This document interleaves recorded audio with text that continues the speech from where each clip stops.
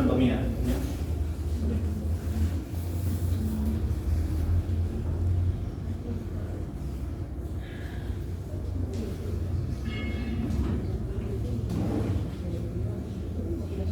Y miren, como ustedes recuerdan, el ojo es unos sentidos que recibe los estímulos, los lleva a través del ojo, de la vía óptica, hasta el cerebro, ¿no es cierto? Donde se puede denominar la visión.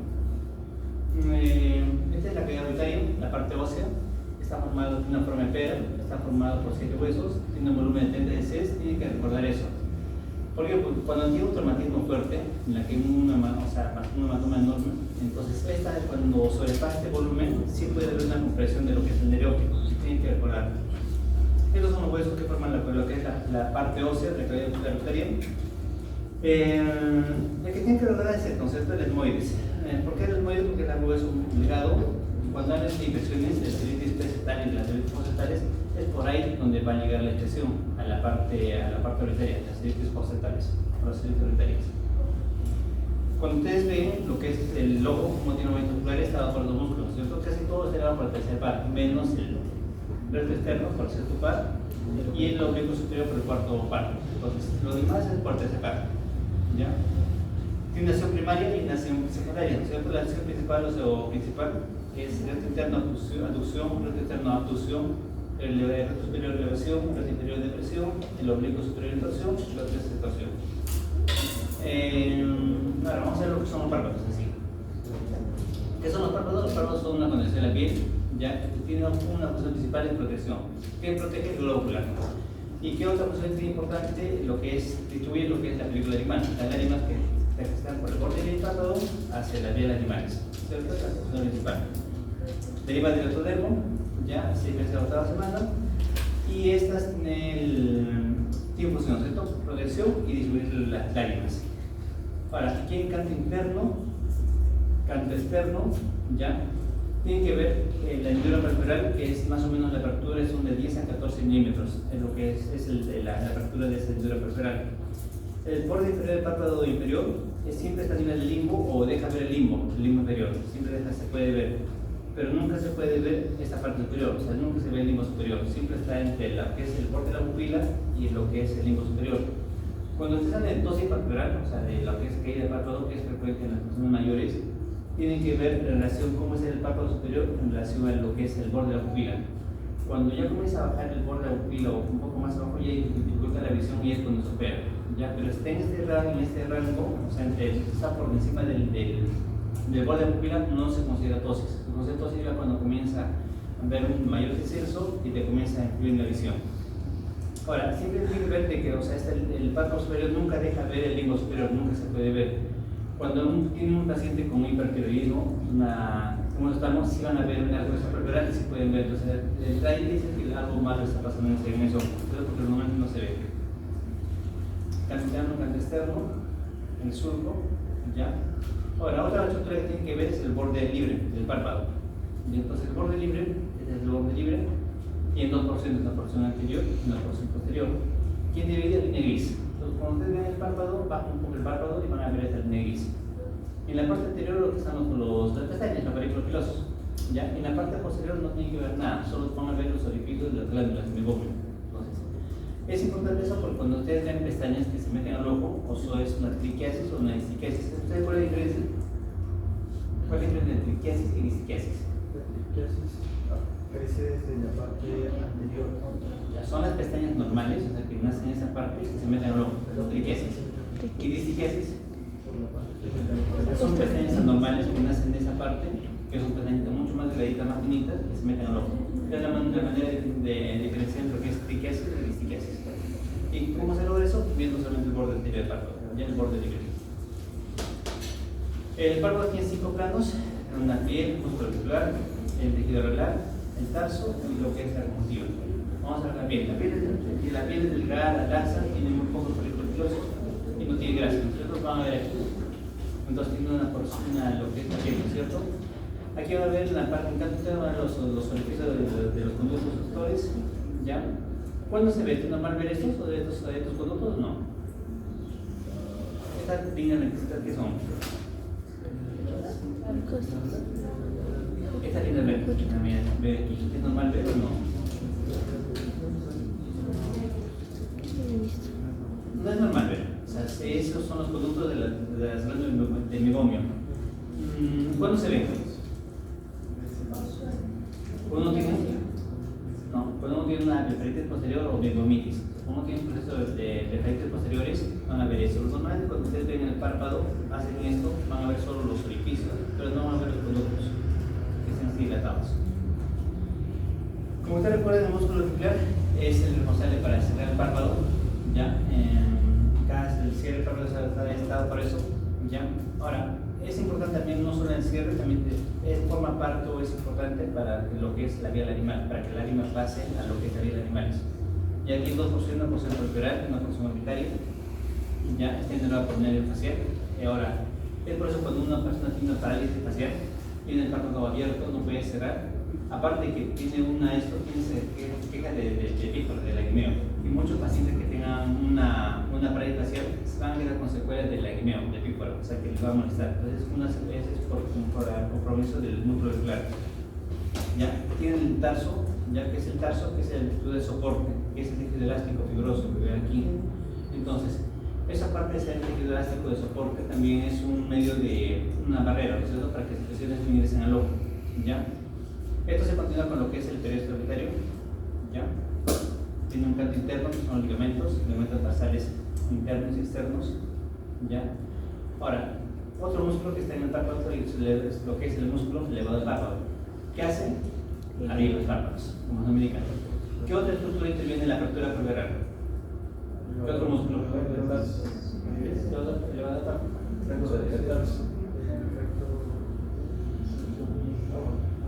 ¿Qué otro músculo? No, el resto superior es para el movimiento, pero no interviene en la apertura de párpado. ¿Cuál? Eso. ¿Qué generación tiene Miller? ¿Qué generación tiene Miller? Este elevado del párpado, ¿qué inerva? ¿Qué inerva ese músculo?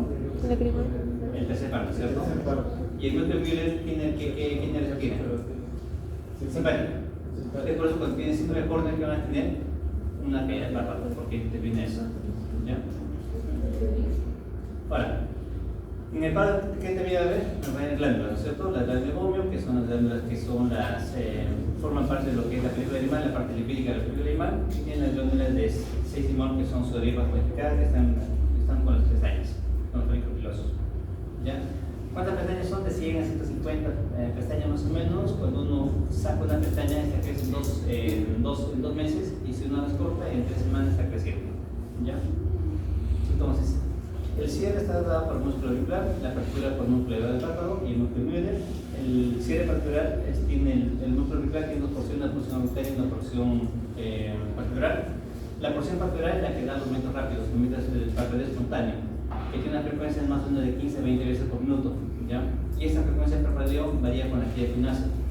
Y la porción orbitaria es el cierre forzado. Cuando uno cierra muy fuerte los ojos, está haciendo por esta porción. Ahora, esta frecuencia de parpadeo varía con la actividad. Si uno está concentrado en algo, baja menos de la mitad. Por eso, cuando uno está mucho tiempo en la computadora, es normal que le den lágrimas. ¿Por qué? Porque la frecuencia es de 15 a 20 veces por minuto, baja a 5 a 10 veces por minuto la frecuencia de parpadeo. Entonces, si uno está trabajando una horita en la computadora, no hay mucho problema. Pero si uno está 6, 7, 8 horas frente a una computadora o haciendo algo que uno está concentrado, no se requiere lágrimas. Por eso que cuando va a un lugar y utiliza lágrimas por esta razón. ¿Ya? Y cuando uno hace una contracción forzada, un blefarospasmo, pues puede producir aumento de la presión intraocular. Entonces, si uno tiene el ojo abierto, una cirugía como un trasplante de córnea o una cirugía de catarata abierta, sí puede tener problemas, ciertos tipos de iris y puede tener problemas. Como en la clásica. Para la conjuntiva es la mucosa que recubre, ¿no es cierto? Tiene 3 porciones, una conjuntiva palpebral, la de fondo saco y la conjuntiva vulvar. Cuando ven ustedes patologías de ojo rojo, una conjuntivitis, uveitis, glaucoma agudo, esa es la conjuntiva la que se inflama. Entonces, dependiendo de qué conjuntiva se inflama, uno saca el diagnóstico, ¿no es cierto? Por ejemplo, una conjuntivitis, ¿qué conjuntiva está más alterada? La palpebral, ¿no es cierto? En la conjuntiva palpebral y el punto del saco van a ver la que está bien esquematosa, bien inflamada y tiene secreción.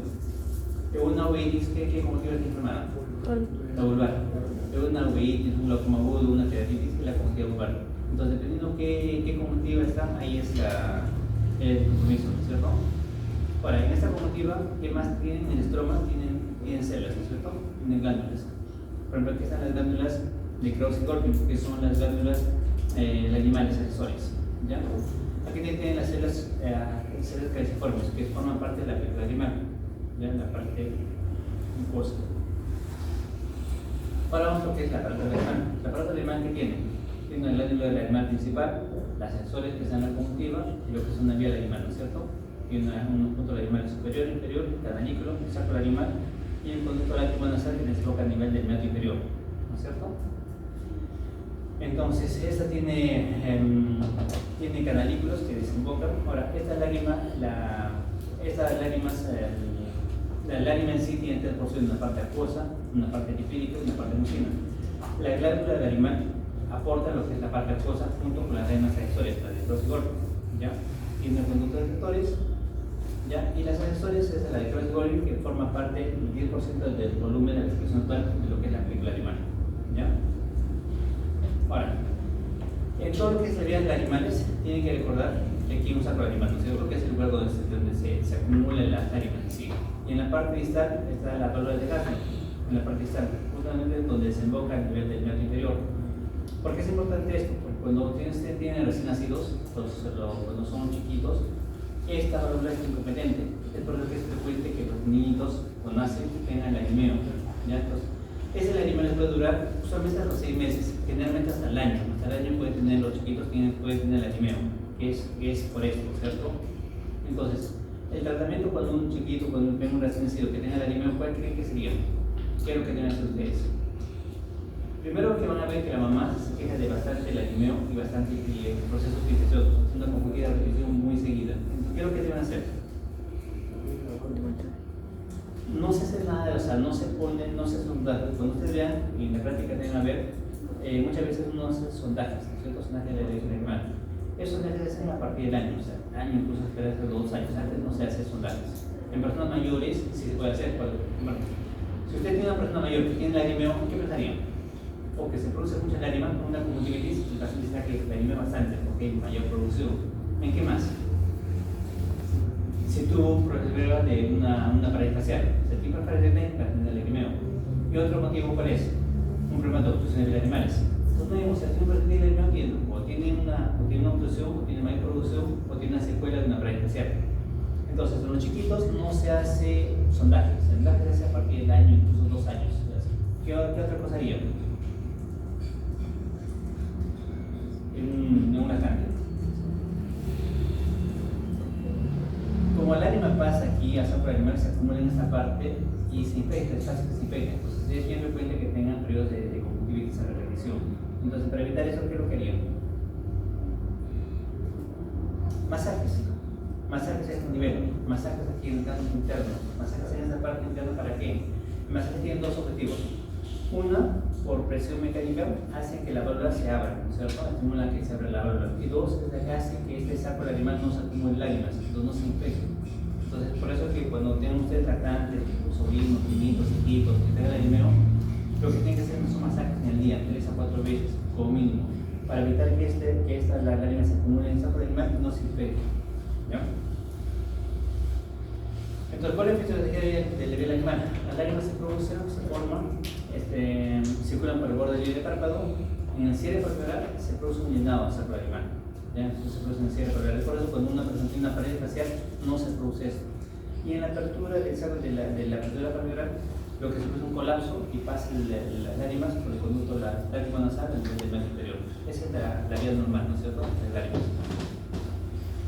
Entonces, cuando uno también tiene un problema de cuando uno tiene una rinitis bien marcada, una alergia bien marcada, van a ver también pueden tener episodios de lagrimeo, pero son ocasionales, son transitorios, no es de manera permanente. Entonces, si está bien un paciente congestionado, con mucha rinitis, también puede tener lagrimeo por eso, ¿cierto? Porque hay un compromiso a ese nivel.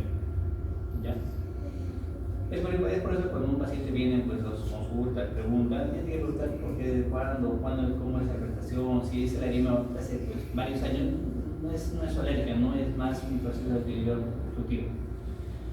Ahora lo que vamos a ver es el ojo en sí, ¿no es cierto? El globo ocular. El globo ocular tiene tres capas. Una capa externa, protectora, que está por la esclera y la córnea.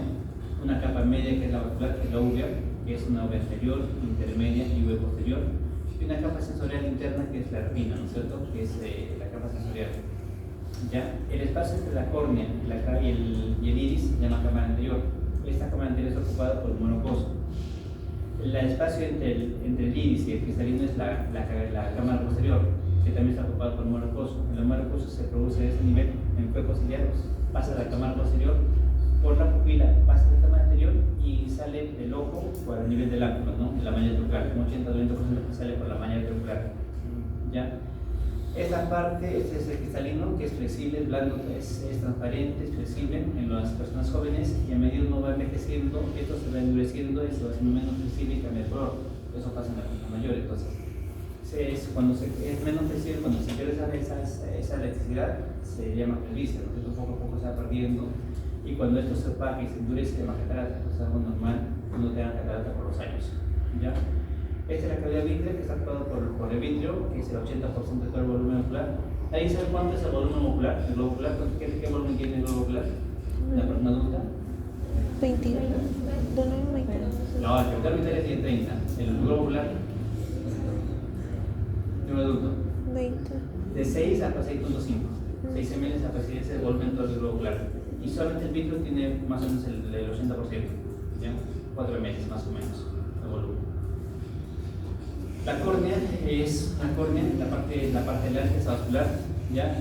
Su estructura tiene colágeno, parecida a la composición a la esclera, ¿ya? Solo que es transparente, es vascular, tiene un grosor de 520 micros más o menos en la parte central. El grosor es mayor en la parte periférica, a nivel del limbo, ¿ya? Tiene una curvatura vertical y una curvatura horizontal. Estas curvaturas no cambian, y por eso que en este ojo la córnea aporta 42 de 10 la potencia dióptrica que tiene la córnea, en promedio 40, ¿no es cierto? Ahora, cualquier lesión, cualquier herida que usted tenga en la córnea impacta en la visión, o sea, que genera astigmatismo. Por ejemplo, usted tiene un traumatismo corneal, tiene una herida, esta herida, cuanto más cerca esté el eje, mayor astigmatismo va a generar, ¿ya? Normalmente, pues ahora claro, con el doctor Gordon, el astigmatismo no cambia, el astigmatismo básicamente está por la córnea, por esta diferencia de curvaturas. Póngase que esta curvatura tenga 46 dioptrías y esta 43, hay 3 diferencias. Estos 3 es astigmatismo básicamente.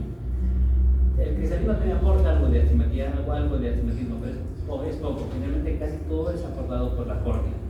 ¿Ya? Entonces, como regla tienen que ver de que el astigmatismo no cambia cuando cambia la forma. Por ejemplo, un chiquito que tenga astigmatismo que va cambiando, piensa en queratocono o cualquier otra patología, porque el astigmatismo no cambia. ¿Ya? Es vascular, transparente, la nutrición depende del glucosa del monocoso, el oxígeno de la película animal, y su generación por los niveles posteriores largos, ¿cierto? Entonces, por delante de la córnea que tiene la película animal, tiene la córnea que tiene 5 capas, vamos a ver.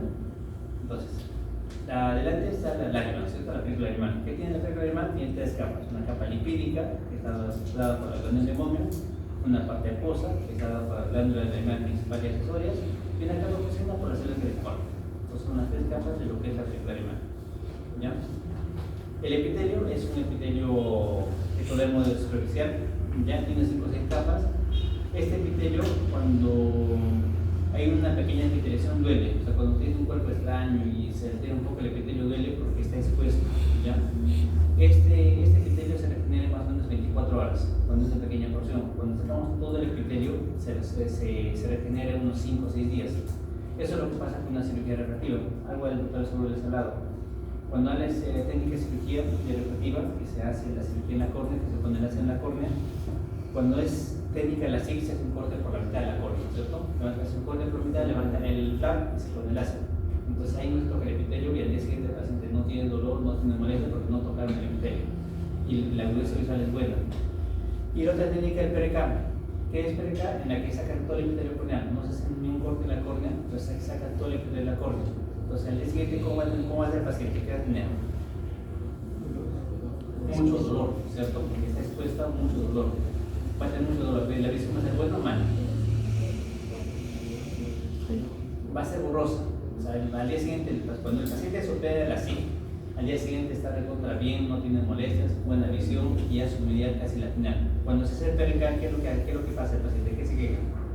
Uno es dolor y sigue viendo borroso porque no tiene epitelio. Entonces se deja el lente en contacto un terapéutico para que no esté expuesto a un bajo dolor y este epitelio se regenera más o menos 5 o 6 días. Entonces al quinto día se saca el lente en contacto, la visión mejora y la molestia también mejora. ¿Ya? Luego viene la capa de goma, que es la que le sigue del colágeno. Esta no se restaura.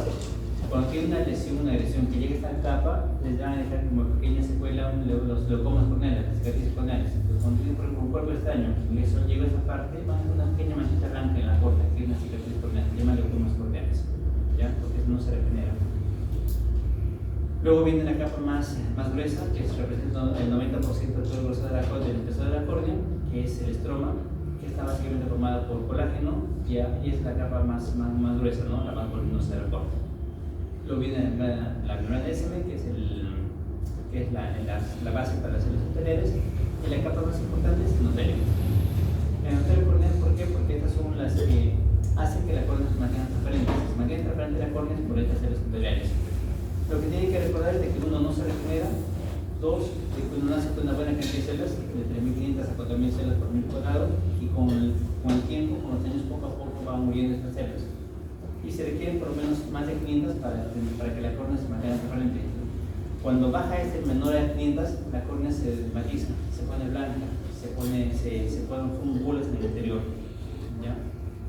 Entonces, el examen que se evalúa estos se llama microscopía especular. Entonces, cuando uno quiere hacer una cirugía intraocular de catarata, glaucoma, cualquier cirugía que uno ingrese al ojo, siempre tiene que pedir este examen. El examen de la microscopía es una foto de esas epiteliales. Entonces, ese es un niño, como ven aquí, un adulto, ya cambian las características y no va envejeciendo, se convierte así. Ya, entonces, se produce dos fenómenos: polimorfismo y polimorfismo. Polimorfismo porque estas células ya no son hexagonales, ya pierden la forma, ¿no es cierto? Ya cambian su forma. Y polimetrismo el tamaño. Miren, una célula aquí más grande, otra más chiquita. Si ustedes comparan con la de un niño, todas son uniformes, todas tienen el mismo tamaño, misma forma. A medida que van envejeciendo, las células que mueren están cubiertas por las células adolescentes, y por eso que son más grandes y cambian la forma, porque se oponen al efecto prepárico, ¿cierto? Luego se ve lo que es la esclera. La esclera es también la parte externa, protectora, tiene la misma composición que la córnea, básicamente colágeno, ¿ya? Tiene el grosor varía. La parte más delgada es donde se insertan músculos. Cuando recibe un golpe directo es la parte donde se ve el snap, donde están los músculos. La parte más gruesa es donde está el nervio óptico. Tiene tres capas histológicas: la esclera, estroma y lo que es la vena fusca. ¿Ya? La inervación parecía la córnea y su acción parecía también. Bueno, la más importante para ustedes que tienen que recordar lo que es el ángulo ideocorneal. Cuando hablan de glaucoma, siempre el glaucoma se clasifica de ángulo abierto o ángulo cerrado. Se refiere a este ángulo. ¿Ya? Y tiene forma el ángulo que es la córnea, el iris y la parte distante de la esclera. Ya que en este ángulo, uno es la apertura, la amplitud, ¿ya? Que varía, ¿no es cierto? Por ejemplo, un miope, ¿cómo va a ser el ángulo? ¿Abierto o cerrado? Un miope. Cerrado. De un miope. ¿Qué es de cerrado? ¿Alguien más opina lo mismo o no? ¿Cómo es el ojo de un miope? A mayor miopía, ¿cómo es el ojo? ¿Más grande o más chiquito? Más grande. A mayor miopía es más grande el ojo. Entonces, ¿qué va a pasar con este ángulo?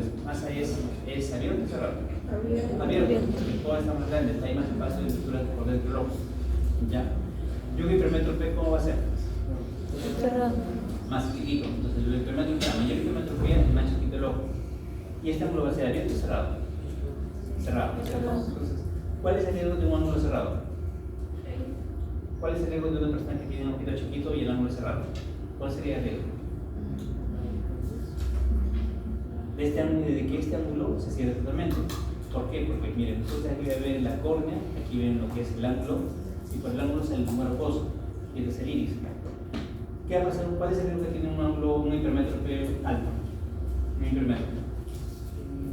De que este ángulo se cierre. Si se cierra este ángulo, ¿qué va a pasar? ¿Qué va a tener el hipermétrope? Glaucoma agudo de ángulo estrecho. Entonces, ¿quiénes tienen el riesgo de tener ángulo, de que se cierre el ángulo? Los hipermétropes. ¿Qué hipermétrope? ¿Los niños o los mayores? Niños. ¿Por qué mayores? Porque se recuerden que hay una hipermetropía fisiológica, o sea, uno recién nacido, cuando uno nace, el ojito es chiquito, tiene una hipermetropía de más 3, lo fisiológico. ¿Qué diferencia entre un niño y una persona mayor? O sea, todo lo que está haciendo es hipermetropía. Yo le echo gotas de dilato, no va a pasar nada. De una persona mayor de 70 años, yo lo dilato y se puede hacer el ángulo. ¿Por qué?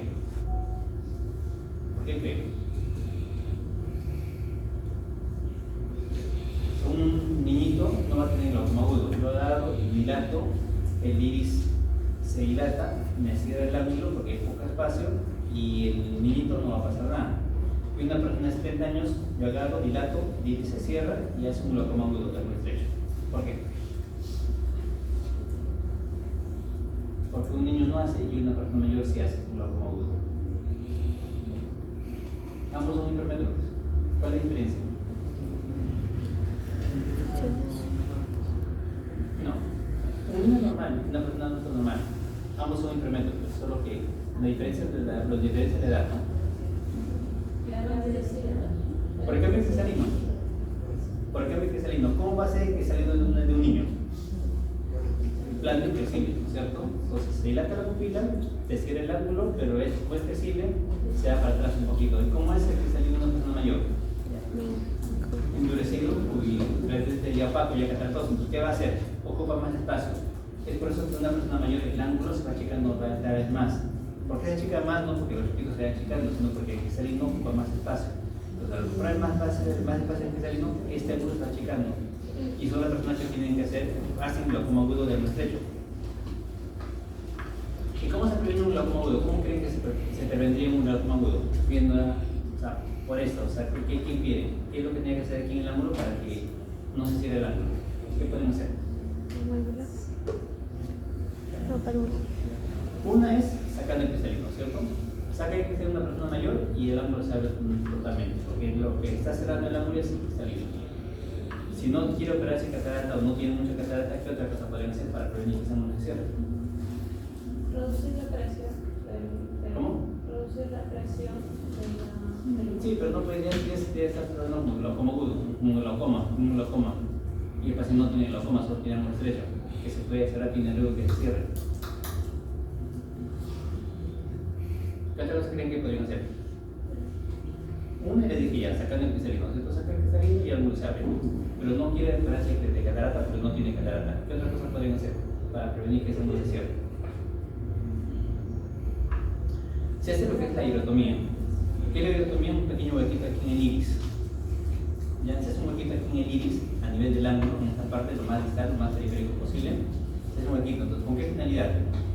Para que el humor acuoso pase de la cámara posterior, pase a la cámara anterior y ese nivel siga saliendo, siga filtrando, siga saliendo del ojo. Entonces la presión nunca se va a subir por ahí. Entonces la manera de prevenir eso es haciendo una iridotomía. Entonces, ¿en quiénes se hace la iridotomía? ¿En qué pacientes se hace la iridotomía? Un huequito, ese huequito con láser. ¿En qué pacientes? En todos los pacientes hipermétropes que tengan cámara estrecha. Tengo no tener glaucoma, porque es para prevenir que este ángulo no se cierre. Entonces es algo claro que tienen que tener, ¿ya? Según un papá, familiar, abuelito, lo que se dice, tiene que hacer láser para prevenir glaucoma, por eso, ¿cierto? La finalidad es eso, de que el ángulo esté muy estrecho, se puede cerrar en cualquier momento. ¿Y en qué momento se cierra el ángulo? ¿Cuándo se podría cerrar?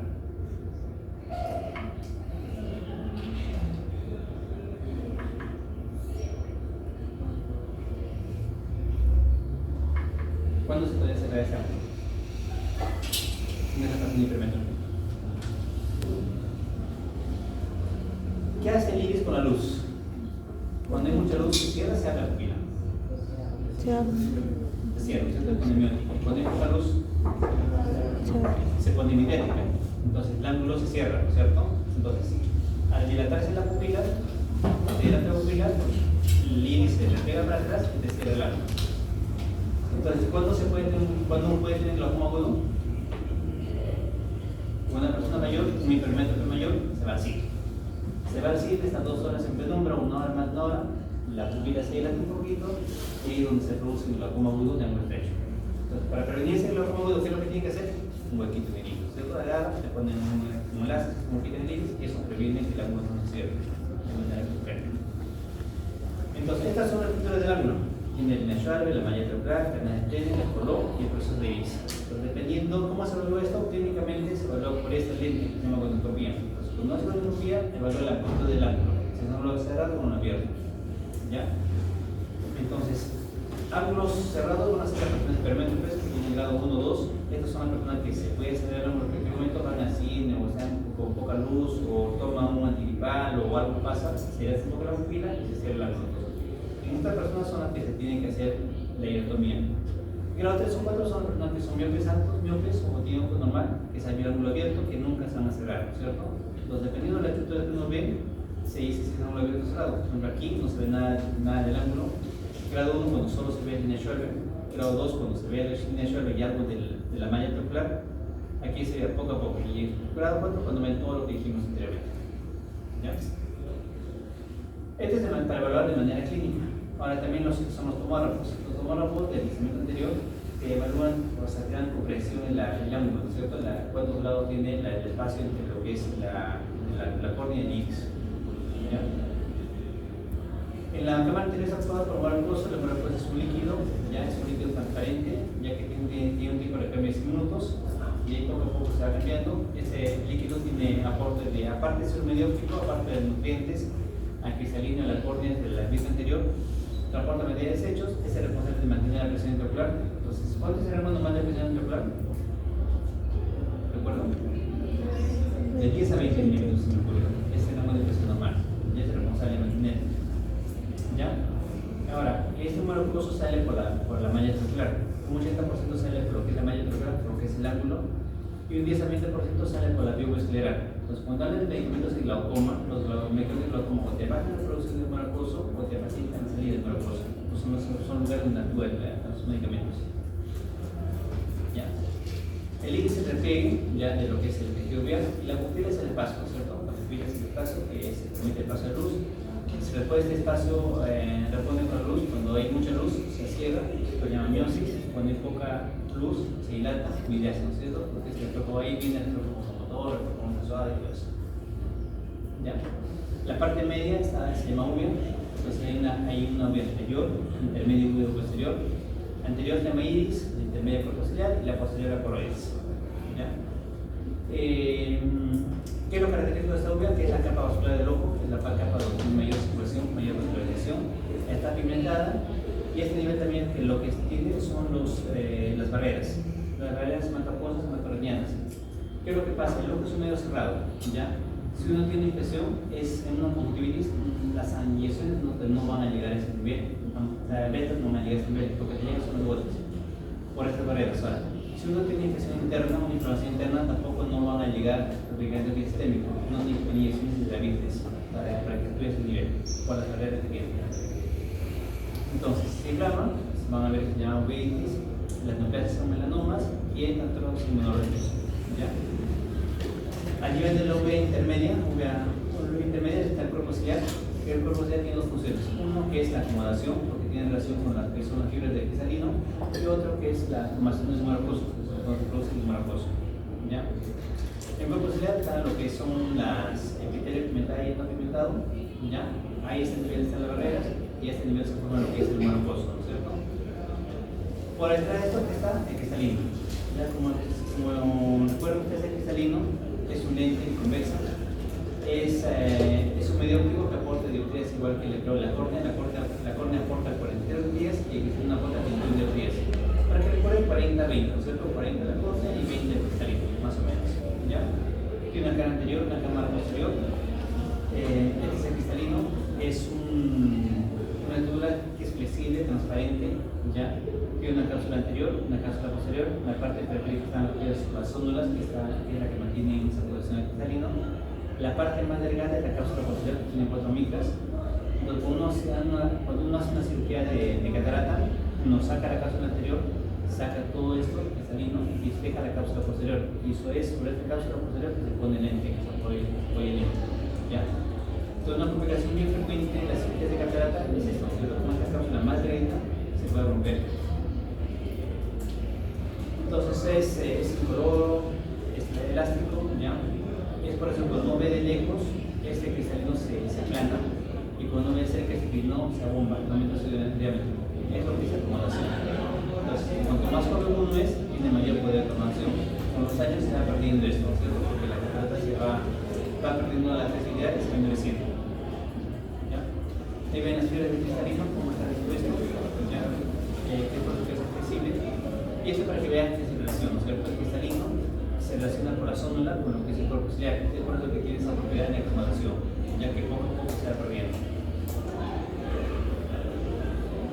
De manera que cuando uno es mayor, este cristalino se endurece y cambia color, y eso se llama catarata, ¿no es cierto?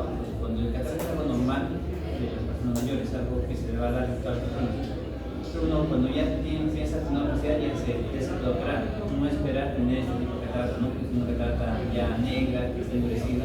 Cuanto más se endurece, cuanto más tiempo pasa, es más difícil la cirugía y tiene mayores complicaciones. Cuanto más maldita sea la catarata, es más fácil la cirugía, tiene menos riesgos y tiene menos complicaciones.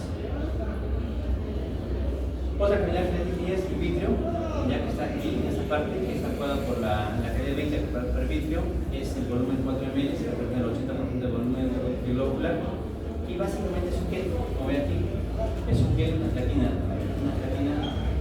ven así ahora. Este gel cambia con los años. Cuando es joven es una gelatina densa, homogénea, con los años empieza a ser más líquida. Es por eso que cuando ustedes ven más chocolate, una mosquita, un destilamiento, es esto, por la alteración del gel, del vitrio. Por las funciones, igual que el cuerpo, es un paso de luz, es medio óptico, y tiene una función importante que es amortiguador. ¿Qué amortigua? Los golpes, ¿cierto? Para que el golpe no tenga un impacto directo en la retina, que es la parte más sensible del ojo. ¿Ya? Y con el tiempo se producen las degeneraciones. ¿Qué son las degeneraciones? Que este gel pierde sus características, pierde la confianza, ya no es tan denso, es más aguado, más líquido. Entonces, a medida que pasa el tiempo, se ponen zonas líquidas, es por lo que uno percibe como de araña, como mosquitas que están flotando en esta cavidad, por esto, cambio de densidad. Ahora, lo malo de esto es de cuando es mucho esto, se puede producir colapso del vitrio, ¿no es cierto? Una de vitrio, desprendimiento de vitrio posterior. Y esto siempre produce una reacción de la retina, porque esa médula de la retina es la que puede perder. ¿Ya? Este riesgo de lo que se vio antes, el miope alto, como tiene un tono mucho más grande, una degeneración vitrea, se puede confundir por este mecanismo. Ahora vamos a ver lo que es la retina. La retina se deriva del epidermo, ¿ya? Es la capa sensorial, la capa interna, ¿ya? Tiene la parte más delgada a nivel de la base larga. Es por eso que cuando uno tiene inyecciones, alguien tiene que hacer esta o se para hasta las 2:50, ¿no? 40, 50. 40. Tiene que esperar. Bien. Mientras la retina está pegada, está fija a nivel del nervio óptico y lo que es la retina periférica, la base larga. La retina tiene 10 capas, como van a ver aquí, de las cuales tiene que usar unas que son importantes.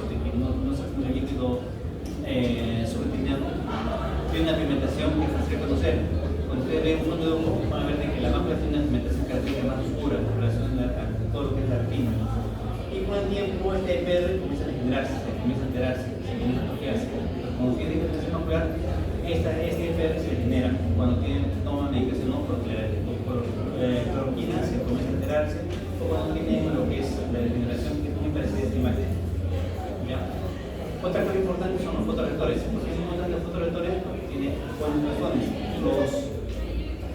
Los conos son los de fuerza rápida y están concentrados en la mácula, son los que dan mayor desarrollo.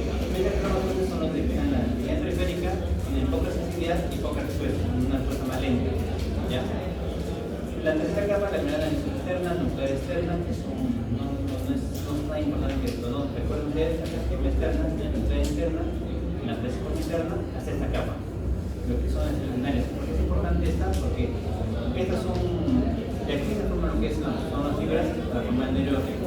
Cuando hablan de glaucoma, son estas células caseteras, ¿ya? Esta capa es secundarias y esta capa es fibras nerviosas, son las que se tienen en glaucoma. La neuronalidad interna, este es el fondo de ojo, el nervio que está en la mácula, la parte central de una pigmentación, en la parte posterior, ¿ya? La mácula solo tiene 10 capas, solo tiene 5 capas, ¿ya? Todo lo que es la mácula, de las cuales la capa más importante de estas es el EPR y los conos, los correctores, ¿no es cierto? ¿Ya?